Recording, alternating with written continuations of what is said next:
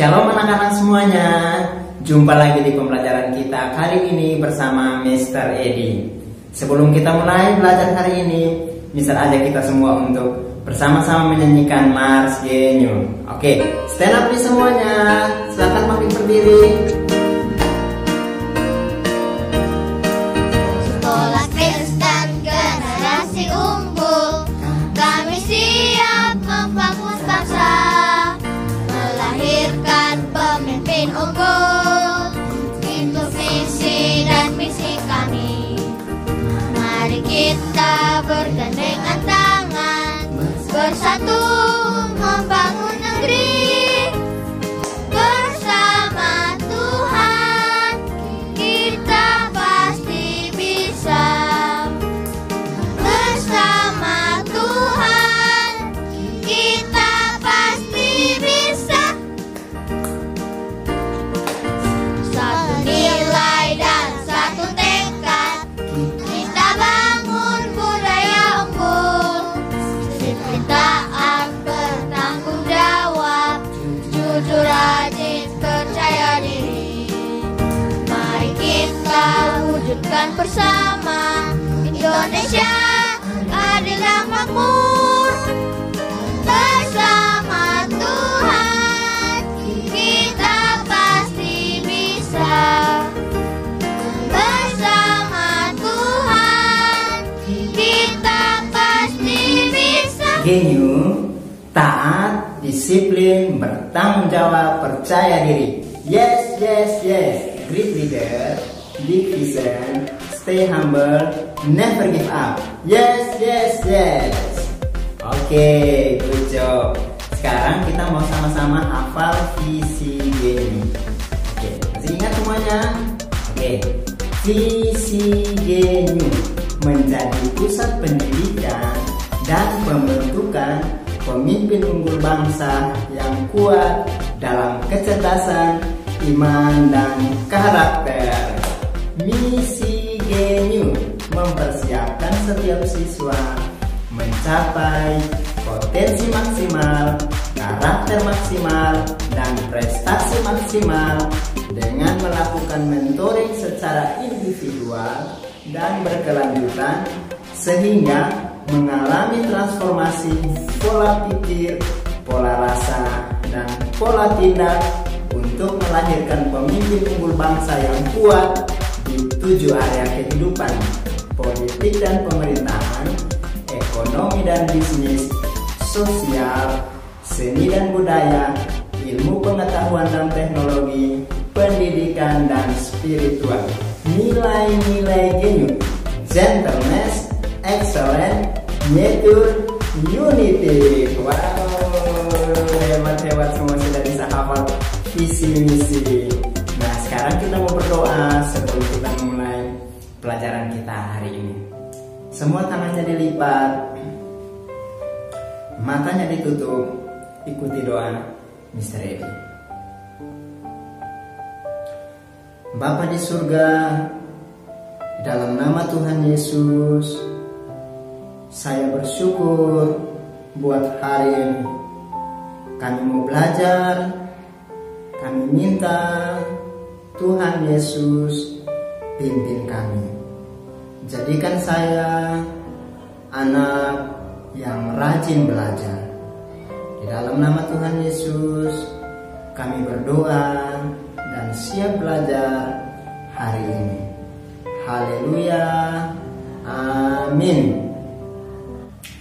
Nah, anak-anak semuanya, kita sudah belajar tema lingkunganku. Anak-anak sudah belajar tentang keluarga kalian, anak-anak sudah belajar tentang sekolah kalian. Nah, minggu ini kita akan mengakhiri pembelajaran tema lingkunganku, dan subtemanya kita belajar tentang lingkungan di sekitarku. Apa anak-anak? Lingkungan di sekitarku. Nah, kita akan bersama-sama belajar anak-anak. Ikuti Mr. Edi ya sampai selesai pembelajaran ini. Yang pertama, nah, kalau anak-anak akan bepergian, anak akan melakukan perjalanan, pasti kalian temui di jalan ada yang seperti ini. Ya, ini namanya rambu-rambu lalu lintas. Apa itu rambu lalu lintas? Rambu lalu lintas adalah perlengkapan di jalan raya. Dia berupa simbol atau berupa kalimat yang berfungsi sebagai petunjuk atau perintah bagi pengguna jalan. Misalnya yang pertama kita mau belajar rambu lalu lintas, dia berupa larangan. Nah, misalnya seperti ini. Ya, ini artinya rambu lalu lintas dilarang parkir. Nah, yang berikut lagi, rambu lalu lintas yang seperti ini artinya dilarang berhenti di tempat ini. Atau juga ada rambu lalu lintas yang berupa gambar seperti ini yang artinya dilarang belok ke kiri. Atau yang seperti ini dilarang belok ke kanan. Yang berikut rambu lalu lintas berupa peringatan. Nah, peringatan maksudnya begini. Misalnya di depan kita ada pertigaan. Ya, bentuknya seperti ini. Atau di depan kita ada perempatan. Atau di depan kita ada jembatan. Atau belok ke kiri atau belok ke kanan.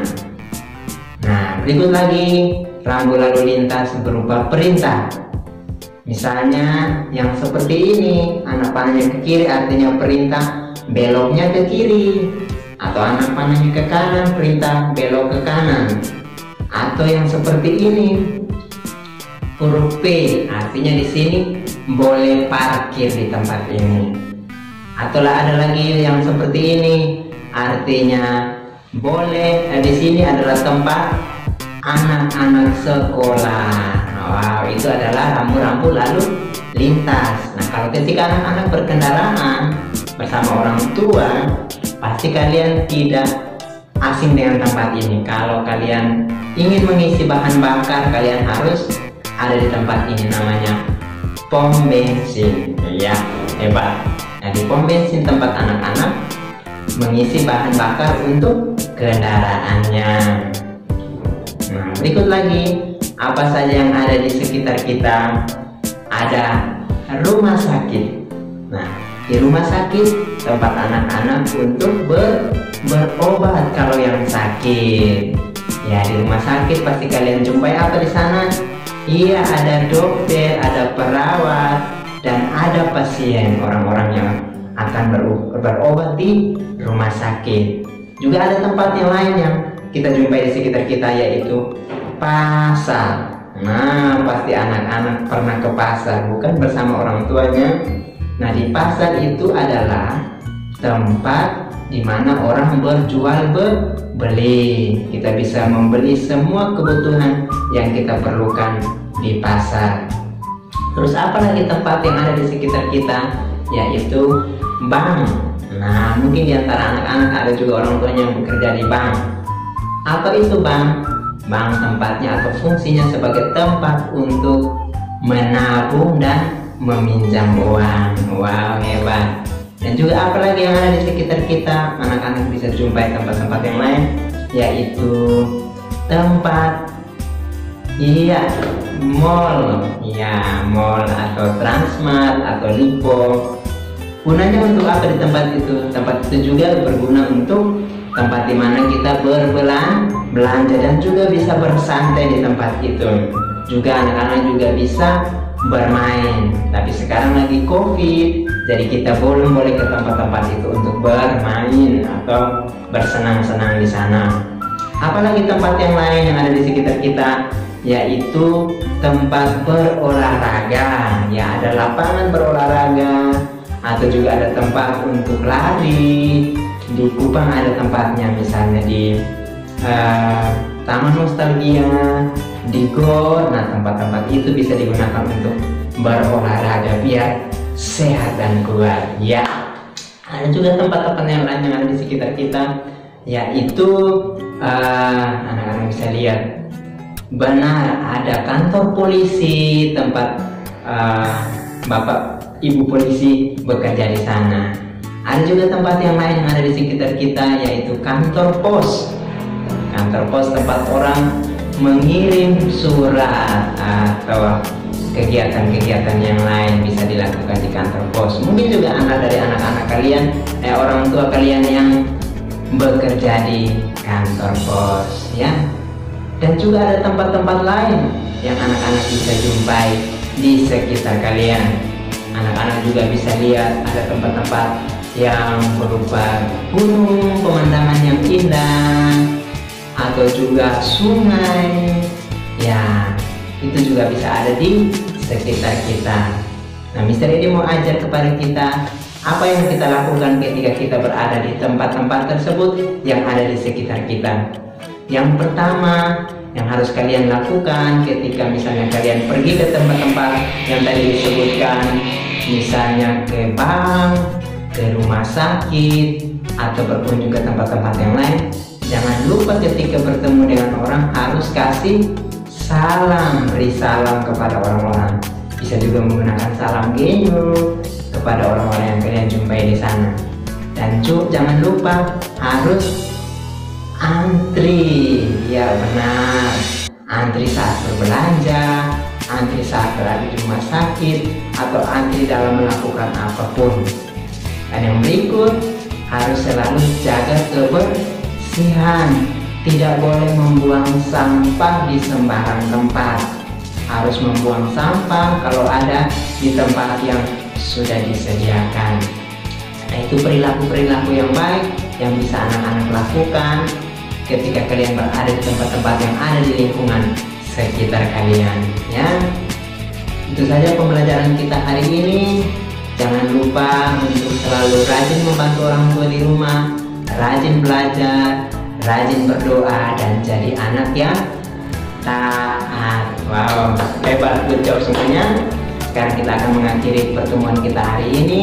Jangan lupa sekali lagi selalu mengerjakan tugas yang diberikan oleh Miss sama Mister dari sekolah, biar kalian menjadi anak yang cerdas, anak yang pintar, anak yang taat, anak yang disiplin. Itulah ciri-ciri anak unggul di generasi unggul. Nah, anak-anak semuanya, kita sudah selesai pembelajaran kita hari ini. Kita akan mengakhirinya dengan berdoa bersama-sama. Lipat tangannya, matanya ditutup. Ikuti doa Mister Edi.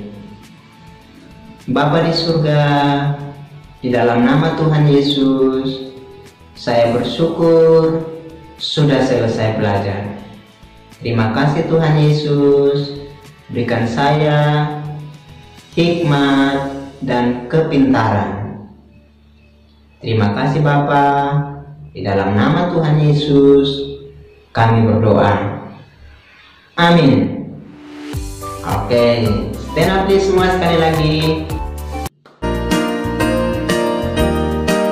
Sekolah Kristen generasi unggul, kami siap membangun bangsa, melahirkan pemimpin unggul. Itu visi dan misi kami. Mari kita bergandengan tangan, bersatu membangun negeri. Bersama Tuhan kita pasti bisa. Bersama Tuhan kita pasti bisa. Demikian pembelajaran kita hari ini. Jangan lupa tetap semangat dan semakin jadi anak yang taat di rumah. Sampai ketemu lagi di video pembelajaran kita berikutnya. Tuhan Yesus memberkati. Bye bye.